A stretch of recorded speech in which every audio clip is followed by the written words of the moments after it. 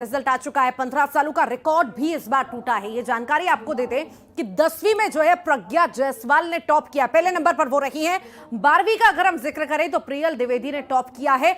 वहीं अगर हम प्रतिशत की बात करें, कितना परसेंट रहा रिजल्ट, तो 10वीं में 76% छात्र जो हैं पास हुए हैं। 12वीं का अगर हम जिक्र करें तो 74% छात्र पास हुए हैं। इस बार सारे रिकॉर्ड टूटे हैं। 15 सालों के बाद ये रिकॉर्ड टूटे हैं। बड़ी संख्या में बच्चे पास हुए हैं। कहीं ना कहीं उन्होंने मेहनत की, उसका फल उन्हें आज मिल रहा है।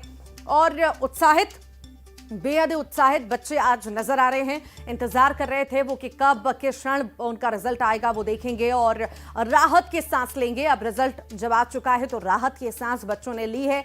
रिजल्ट आने से पहले भी बहुत एक्साइटेड थे, डर में भी थे कि आखिर क्या होगा, कैसा रिजल्ट होगा। अब रिजल्ट आ चुका है तो अब खुश हैं वो सारे बच्चे जो पास हुए हैं, जिन्होंने टॉप किया है।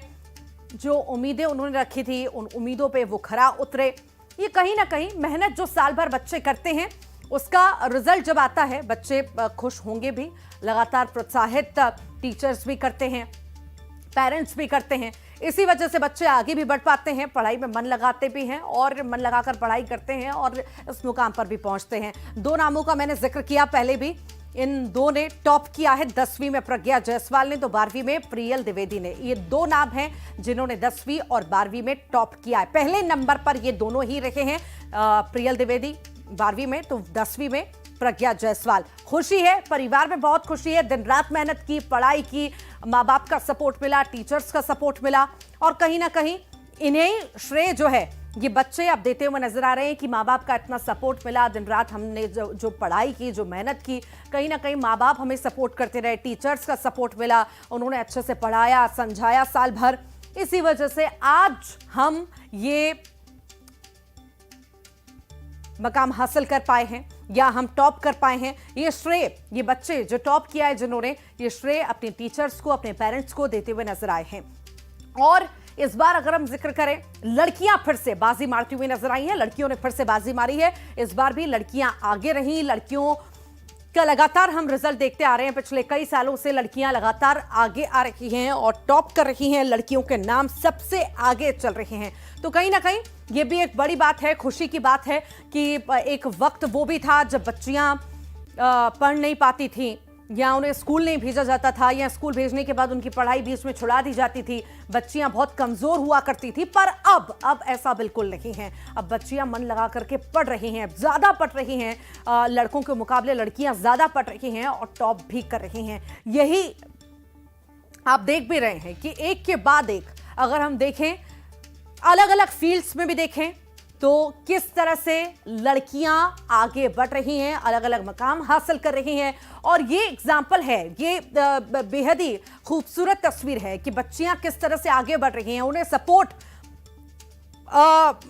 परिवार का तो मिल रहा है, समाज का भी मिल रहा है और खुद की दिलचस्पी भी उनकी है। पढ़ाई में, अन्य कामों में दिलचस्पी है, रुचि है सीखने में। और यही दिलचस्पी की वजह से आज ये रिजल्ट हम देख पा रहे हैं। जो मेहनत उन लोगों ने, उन बच्चियों ने दिन रात की, लड़कों ने की, दिन रात मेहनत की, पढ़ाई की, सैक्रिफाइसेस किए, कॉम्प्रोमाइज किए, उसकी वजह से आज ये अच्छा रिजल्ट ये सभी हासिल कर पाए हैं। और लड़कियों का लगातार रिकॉर्ड बदलता जा रहा है। साल दर साल लड़कियां आगे बढ़ती जा रही हैं। यहां पर जो बच्चे असफल भी हुए हैं या कम अंक भी आए हैं, उन्हें भी हौसला अपना गिराने की जरूरत नहीं है। मौका फिर से आपको दिया जाएगा। पहले भी आपने देखा था कि एक एग्जाम में आप जो है एग्जाम दे पाते थे, अगर एक सब्जेक्ट में फेल होते थे तो एग्जाम फिर से आप दे पाते थे, कि रुक जाना नहीं के तहत आप एग्जाम दे पाते थे। पर अब कई सारे विषयों में भी फेल होने के बाद आप फिर से एग्जाम दे पाएंगे। ये बड़ी बात है, ये बड़ी राहत की बात है उन बच्चों के लिए जो शायद सफल नहीं हो पाए या किसी एग्जाम में किसी कारणवश फेल हो गए। वो फिर से एक प्रयास और कर सकते हैं, फिर से एग्जाम दे सकते हैं और फिर से पास वो हो सकते हैं। ये बड़ी हम कह सकते हैं कि योजना लाई गई है या बड़ा सपोर्ट सरकार की ओर से बच्चों को दिया जा रहा है, चाहे वो मानसिक रूप से हो। ये सपोर्ट दिया जा रहा है कि बच्चे रुके नहीं, पढ़ते रहें, बढ़ते रहें और बढ़ते जा रहे हैं बच्चे।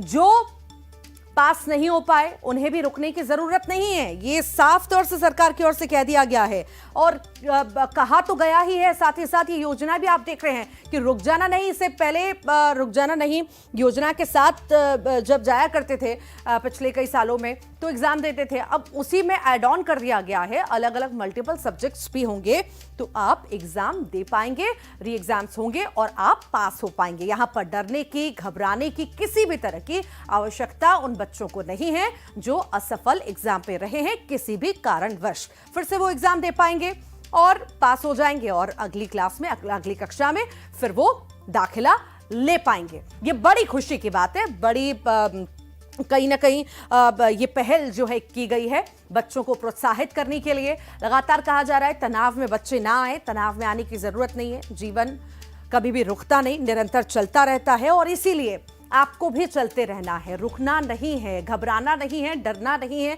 ये एक संदेश है जो हर बार दिया जाता है, इस बार भी दिया जा रहा है कि निरंतर चलते रहिए, रुकिए मत। रुकने से काम शायद हो सकता है काम भी रुक जाए, काम बिगड़ भी जाए और तनाव में ना आए, आराम से रिलैक्स हों और फिर आगे की अपनी तैयारी फिर से शुरू करें और फिर से भाग लें एग्जाम में और फिर से एग्जाम दें, उत्तीर्ण हो, पास हो और उसके बाद अगली कक्षा में दाखिला आप लें। घबराने की यहाँ पर जरूरत नहीं है, ये बड़ा प्रोत्साहन है, कहीं ना कहीं हम कह सकते हैं प्रोत्साहित करने के लिए बच्चों को किया जा रहा है। पेरेंट्स लगातार सपोर्ट कर रहे हैं, टीचर्स कर रहे हैं, सरकार कर रही है और अब जब रिजल्ट आ चुका है, जो बच्चे उत्तीर्ण हुए हैं, टॉप हुए हैं, पास हुए हैं, वो बेहद ही खुश हैं और वो